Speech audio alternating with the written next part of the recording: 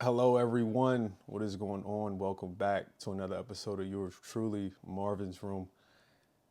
As always, I don't know if you guys are tired of seeing his face yet, but here he is, the one and only Tim. Hello, Marvin.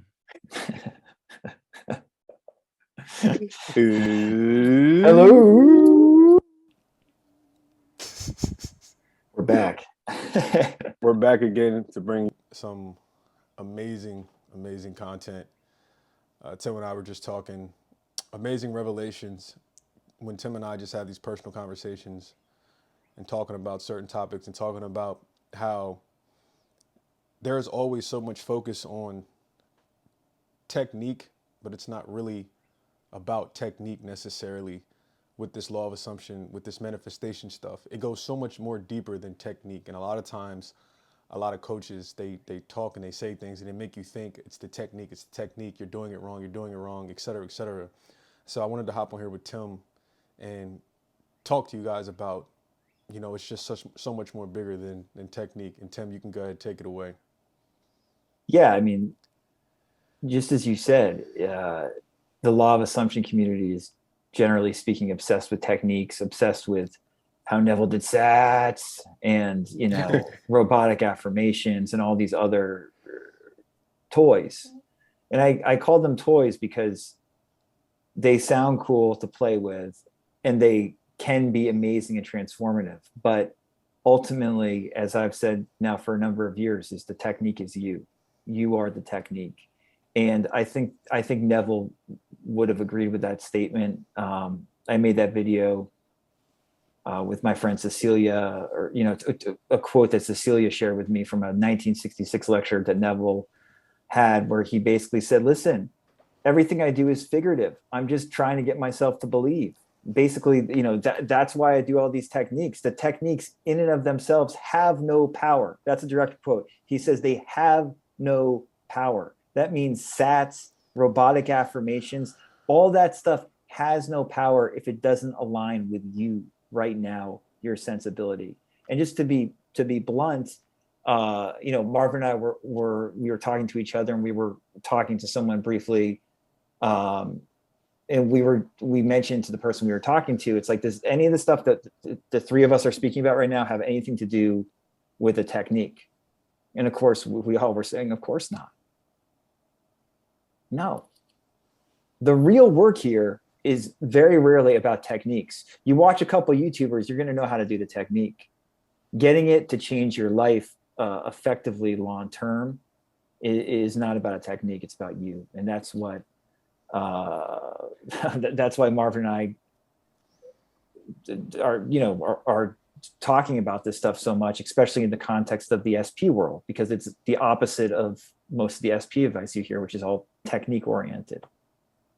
Right, exactly. And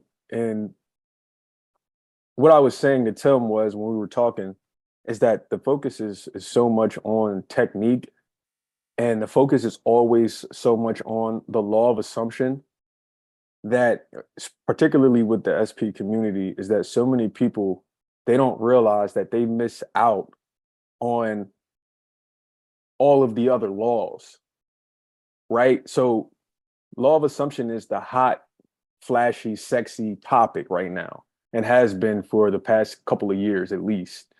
And so that's what everybody gets hung up on. But when you talk about manifesting, and especially a relationship, a specific person, whether it be new or old, the law of assumption, in my opinion, should be put to the back.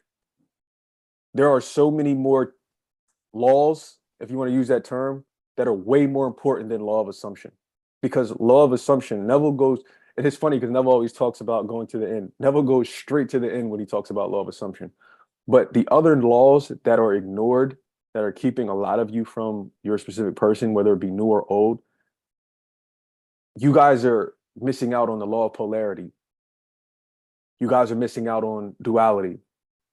You guys are missing out on all of these minute details that all of these other laws, in my opinion, are way more important than the law of assumption, because those minute details are the reason the law of assumption works, in my opinion. But a lot of you don't realize that, and a lot of you don't pay attention to those laws because the law of assumption is the one that's always plastered over YouTube.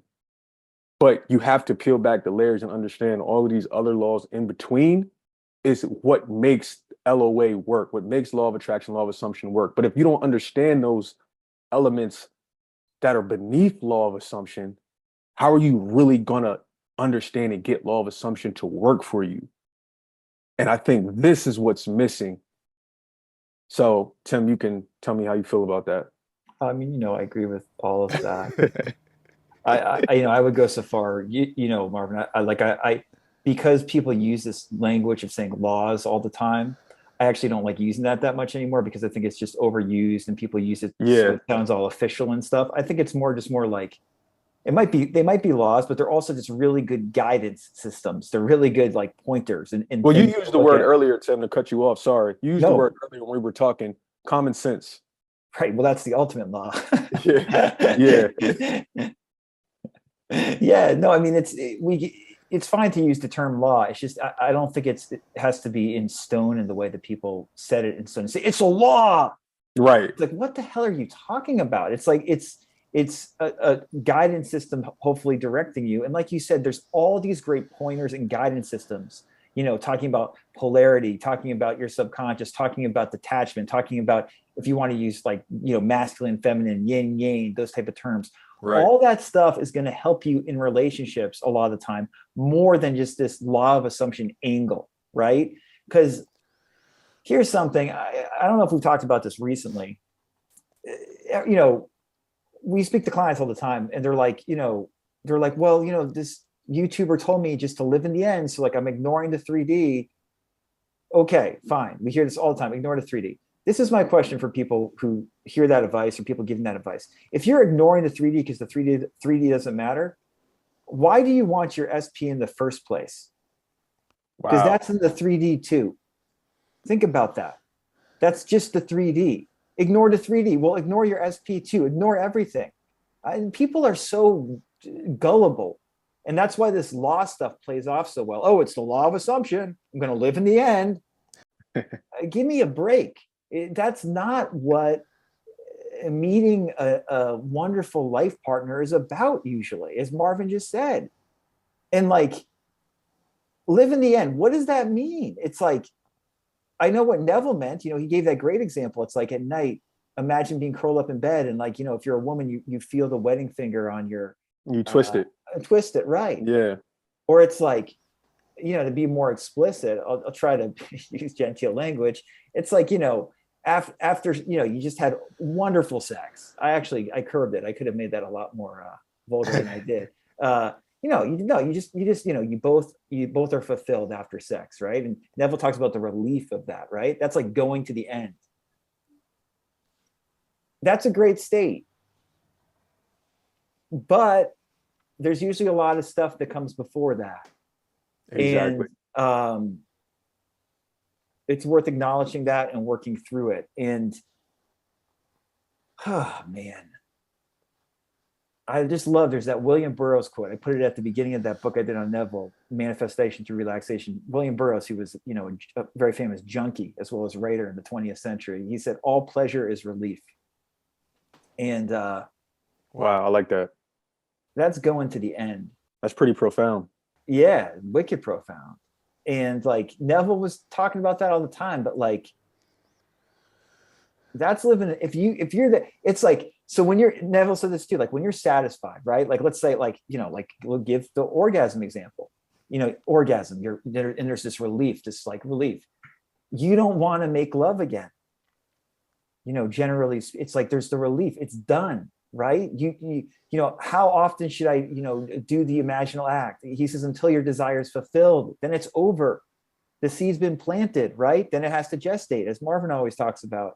This is the kind of stuff that like seems so freaking obvious to me and is obvious to Marvin if you've read Neville and been into this stuff for years. And people do so much groupthink on YouTube now that like the obvious common sense shit is instead hidden with all these catchphrases about doing affirmations and blah, blah, blah. I just don't take any of that seriously compared to what we're saying right now. Yeah, no, I agree. And I think what really has happened is I think most people watch videos and they just regurgitate information that they hear from other YouTubers and not actually take the time to actually study the source, to actually study whether it was Neville, whether it was Florence, whether it was Joseph Murphy. I realized a lot of people, and even from looking at some of the answers on the questionnaire that me and Tim had, there have been answers that, and I saw, some people really don't know about Neville like that. Some people don't know about manifestation like that, but they watch these videos and that's where they get this information from. And so that's I guess if you want to say danger behind that potentially is that there are quite a few people out there, they've never read a Neville book, they've never read a manifestation book, but they know about manifestation because of people like Tim or people like Sammy Ingram or people like the guy Tom or just any YouTuber you can name. This is how they're finding out about the laws. They're not actually going to the source and reading Neville's books or Abraham Hicks. They're not going to any of that stuff. They're just listening to random people. And that is the dangers and that is the hit or miss behind a lot of you guys who find out about LOA and start to study this stuff and not realizing, oh, actually, I'm actually wrong. This person that I'm listening to is actually wrong potentially. And I didn't go to the original source to learn. I should have maybe actually went to Neville and read his books instead of just listening to four YouTubers talk about Neville. And like Tim said, it I turns don't mean to into laugh. It's so bad. it it turns into a common sense thing. And it's just like you were talking about earlier, Tim, talking about the 3D. You hear that so thrown around so many times, ignore the 3D. And that's because it's regurgitated information. Do you know what I tell people when Tim and I work with people one-on-one and we coach people, which by the way, we'll leave the questionnaire at the bottom of this video so that you guys can fill out the questionnaire to enter our group coaching or to work with us one-on-one intensively if that's something you're interested in. But you know what I tell people and what Tim tells people? I tell people all the time, do not ignore the 3D because the 3D is 100% real. You see this right here? This is real. I can feel this. This you don't ignore this. You don't ignore your feelings. You don't ignore any of that because it is 100% real. This you're not going to be in this body one day. You're not going to be in this body one day. Your spirit or your soul, whatever, will still be living on doing whatever it does. But this body is gonna not be here. Your body is not going to be here. Everything that you're seeing right now is one day you're going to be a different consciousness. You know what I mean, et cetera, or whatever it is that you believe. So when people say ignore the 3D when trying to manifest, it's I understand what they're saying, but it's laughable to me because, like Tim said, from a common sense perspective, how could you ignore something that you literally wake up every day in? And why would you want an SP if you're ignoring the 3D? Like, why? It's like, oh, I'm ignoring the 3D, but I still have this yearning for this 3D romantic partner. Dude, if the advice is just to ignore the 3D, then drop the romantic partner and just go to that state. That's kind of like what Neville was saying, right? But it's like, well, then you're not with the 3D anymore. So, fucking, it just doesn't make whatever. Like, it's so weird, man. Like, And even Neville's and like I've said in past videos, even Neville himself said, and I'm gonna send you this quote, send you the video. There's a video that I put, if you guys type it in, the lecture of Jesus Christ on my channel. I made it about a month ago or so. And Neville specifically says, I'm paraphrasing, but he said something along the lines of, we're all going to come here and experience pain. And so a lot of you guys got to get rid of this idea that you're going to master LOA and that once you master it, nothing bad is ever going to happen again. No, that's not true. You're still going to have things happen to you. You're still going to wake up one day and your tire is going to be flat. You're still going to get fired from your job. You still might get diagnosed with whatever. These things are still going to happen. The whole thing is when it happens, how are you going to respond to it? And that's kind of what these great teachers, whether it's Neville, whether it's Florence or whoever, or real actual coaches like Tim and myself, this is what we're trying to help you guys understand is how to respond when the pain shows up, because the pain is going to show up. it's definitely going to show up. And it's like, so crazy to think that people think they're going to live this painless life, like Marvin just said. Like, you really think that's how it's going to work, guys? You really think that your favorite YouTubers are living these perfect lives? Someone left this great quote. We don't mean to pick on Sammy too much, although she probably deserves some picking on. It was like, I'll paraphrase it, something like, one of our videos, we were talking about Sammy, the pros and cons of Sammy Ingram's advice. And they were like, I would trust Sammy more if she didn't always seem so miserable. Because like she's always complaining in her videos about this and having it's just, which is whatever. But it's like, you really think that that's someone who has a pain-free reality and has figured everything out. And like, and Sammy's a better, she's got more interesting stuff to say than most of these YouTubers. So how about most of these YouTubers? My gosh, like, just anyone who says they've got everything figured out or this is the one way or whatever, Marv and I are always like, just turn around and go the other direction, because it's in all likelihood they're trying to sell you some beautiful lakeside real estate in the middle of the desert or something like that. So I remember that quote, Tim. That's funny that you mentioned that. I remember that quote 100%. I remember reading that and just laughing. And I thought, because I never looked at it or thought about it that way until I read that quote. And I was like, you know what? Whoever wrote that, they make sense. Why it does seem like somebody, and this is not even just for her. This is for anybody. You have those people that always, it seems like everything is going well and perfect or whatever. But then when you really think about it, how come they're always complaining if everything right. was so perfect or going well? So that's funny. That's why I like doing car videos. It's like, this is just me right now. It's like, I was just like, I was with my 1.5-year-old who's screaming, I got coffee on my shirt, like I'm coming outside to talk to you. This is real, and I think most of these slick YouTubers, that's their reality too, but they don't want to admit that, because it's harder to sell affirmations for $400 when people see the reality, and the reality, if you look at it, is what's going to change your life. And that's what real coaching and what Neville was pointing at and what all the great teachers are pointing at. Exactly. And the point that I tried to make is the same way you guys are working with coaches and getting frustrated, month after month, year after year, however long you've been working with coaches, spending all of this money, you guys are getting frustrated the same way Neville Goddard got frustrated. Neville got frustrated with Abdullah. Abdullah got frustrated with Neville. Why do you think Abdullah shut the door in Neville's face and told him, you are in Barbados? You could tell Abdullah wasn't being a great teacher to Neville in the beginning. You could tell Neville really had a hard time understanding what Abdullah was trying to tell him, in my opinion. And these are things that I don't think a lot of people think about. They just read it and they're like, oh yeah, but see, I like that when I read stuff, I like to dive deep into what it is that I'm reading. And I get the sense when Neville was in New York City and he would, see Abdullah and talk to him, Neville was pretty frustrated because he didn't really understand. How am I in Barbados? No, I'm not. I'm in New York City. What do you mean I'm gonna go and I'm there already and I'm gonna go first class? What are you talking about? And then Abdullah shuts the door in his face. So that lets you know that there was tension there, for sure, that people don't talk about, and that lets you know that even Neville himself in the beginning didn't understand this stuff clearly. And so a lot of you guys have to look at that and understand. Don't beat yourself up when you don't understand it in the beginning. Don't beat yourself up when you don't understand how you're living in the 3D or not living in the 3D with your specific person or whatever the case may be. Yeah. And also people just don't realize that, before Neville even met Abdullah, he was into all this other, occult and spiritual practices for years before he met Abdullah.